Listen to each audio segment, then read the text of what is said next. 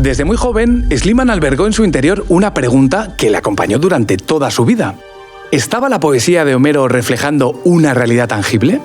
Aquella duda, alimentada por lecturas, viajes y un impulso casi romántico, le llevó a abandonar su trayectoria como comerciante de éxito para embarcarse en la aventura de encontrar la ciudad legendaria de Troya.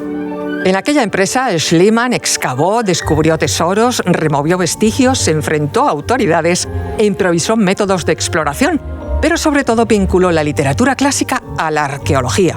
A lo largo de su vida desarrolló sistemas propios y enfrentó desafíos legales y logísticos. Hoy, más de un siglo después, su nombre continúa asociado a la búsqueda de la antigua Troya, una de las investigaciones arqueológicas más célebres del siglo XIX, que entremezcló mito y realidad. Soy Federico Cardelús, periodista y divulgador. Y yo soy María José Rubio, historiadora y escritora. Y esto es Despierta tu curiosidad, el videopodcast de National Geographic, cada viernes en tu plataforma de audio favorita. Y si te quedas con ganas de conocer más historias, ya sabes que te esperan nuevos contenidos en Disney Plus y en el canal National Geographic.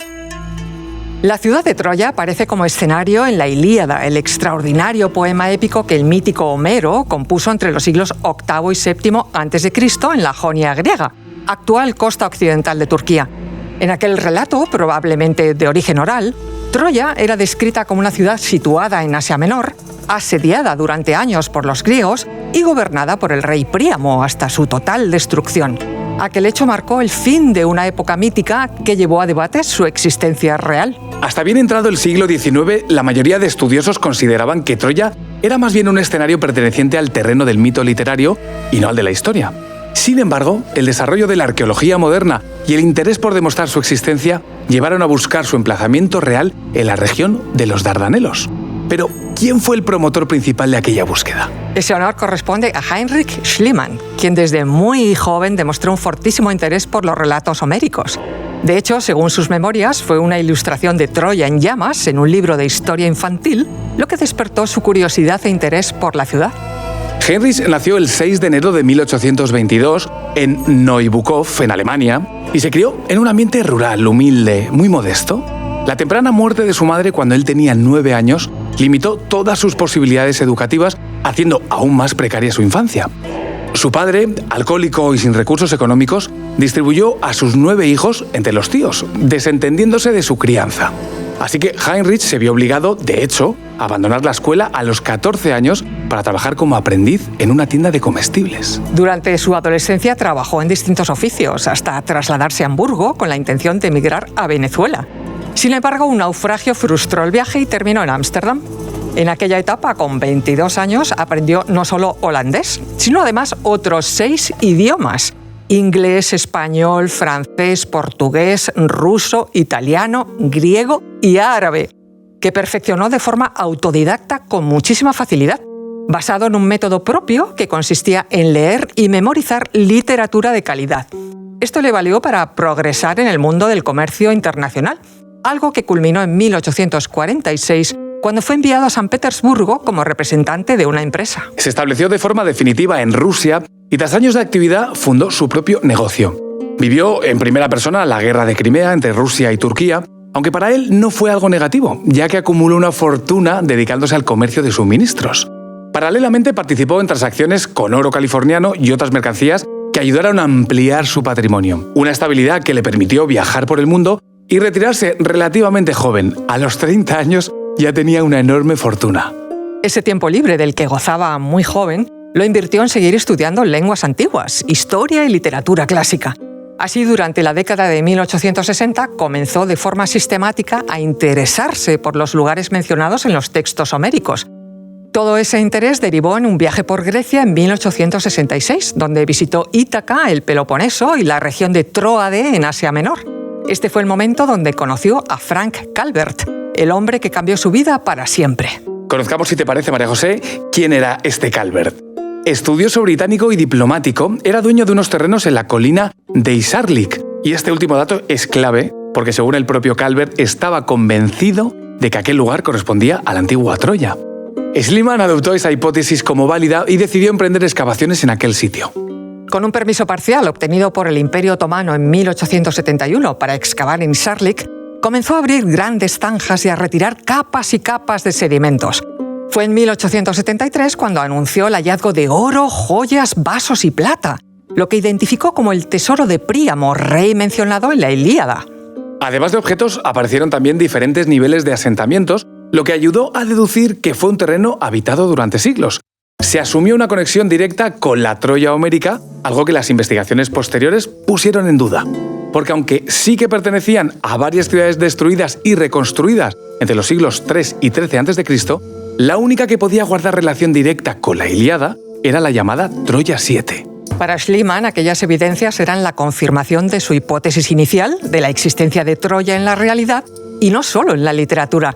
Aquel hallazgo demostraba que los relatos de la Ilíada se basaban en hechos reales, lo cual hizo que diese por cumplido su objetivo de la infancia, demostrando que la ciudad se encontraba bajo capas de tierra de Isarlik. Aquel hallazgo situó a Schliemann en el foco de la atención internacional. Su nombre comenzó a aparecer en periódicos de toda Europa y su descubrimiento generó un enorme impacto.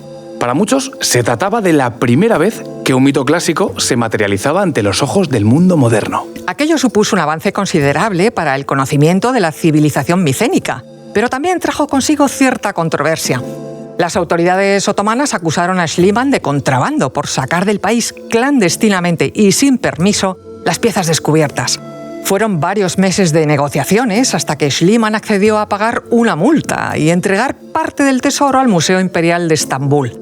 A cambio, se le permitió continuar con sus excavaciones, que ya habían despertado un enorme interés internacional. Por eso, en los años siguientes, Schliemann amplió sus investigaciones a la Grecia continental.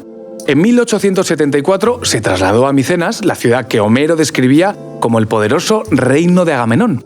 Allí excavó el llamado Círculo de Tumbas A, donde halló también numerosos objetos de oro, máscaras funerarias, espadas y joyas, entre las que se encontraba la máscara que él mismo bautizó como la máscara de Agamenón. Y este descubrimiento catapultó su reputación. Publicó y documentó sus hallazgos en varios volúmenes, entre ellos Mycenae, A Narrative of Researches and Discoveries, en 1878. Aquellas excavaciones de Schliemann fueron decisivas para descubrir la existencia de la civilización micénica, que floreció durante la Edad de Bronce y de la que apenas se tenía conocimiento hasta entonces. Tras el éxito de Micenas, Schliemann dirigió nuevas campañas en Tirinto y Orcómeno. El objetivo, encontrar ciudades también mencionadas por Homero. En estos trabajos contó con la colaboración del arquitecto alemán Wilhelm Dörpfel, quien aportó un método más técnico y riguroso. Durante estos años, Schliemann también consolidó su vida personal. En 1869 se casó con Sofía Engastromenos, una joven griega que compartía su pasión por la cultura helénica. Ella participó activamente en las excavaciones y le ayudó a clasificar objetos. Y hay un detalle muy famoso sobre ella, la fotografía en la que porta las joyas del llamado Tesoro de Príamo, foto que se convirtió en el símbolo del descubrimiento de Troya.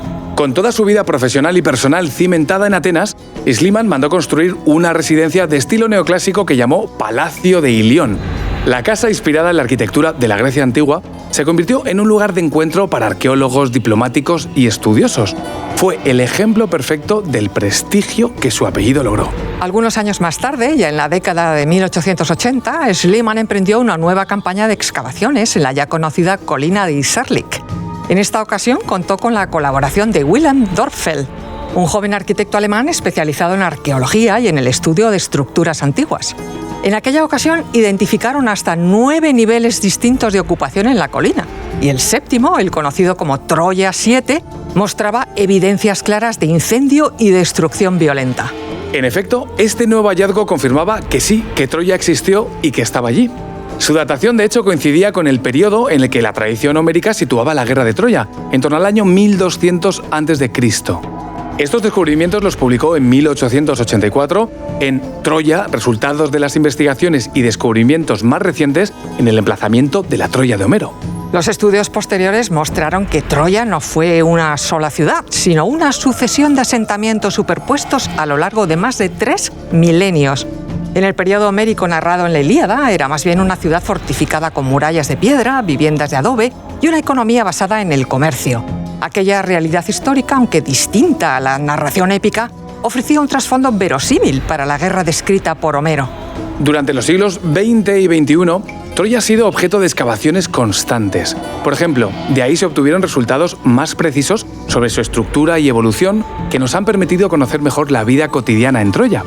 En 1998, la colina de Isarlik fue declarada Patrimonio de la Humanidad por la UNESCO, reconociendo su importancia arqueológica y cultural.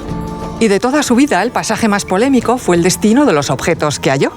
Parte del llamado Tesoro de Príamo terminó en Berlín y tras la Segunda Guerra Mundial fue trasladado a Moscú, donde hoy se conserva en el Museo Pushkin. También sus métodos fueron cuestionados por ser demasiado agresivos para la arqueología. Pese a todo, con el paso del tiempo, sus descubrimientos se han entendido como un antes y un después en la manera de explorar y entender el pasado antiguo. De hecho, las excavaciones posteriores confirmaron parte de sus intuiciones y corrigieron otras, pero lo cierto es que su empeño cambió para siempre la arqueología. Gracias a él, Troya dejó de ser un escenario imaginario y pasó a ocupar un lugar real en la historia del Mediterráneo antiguo.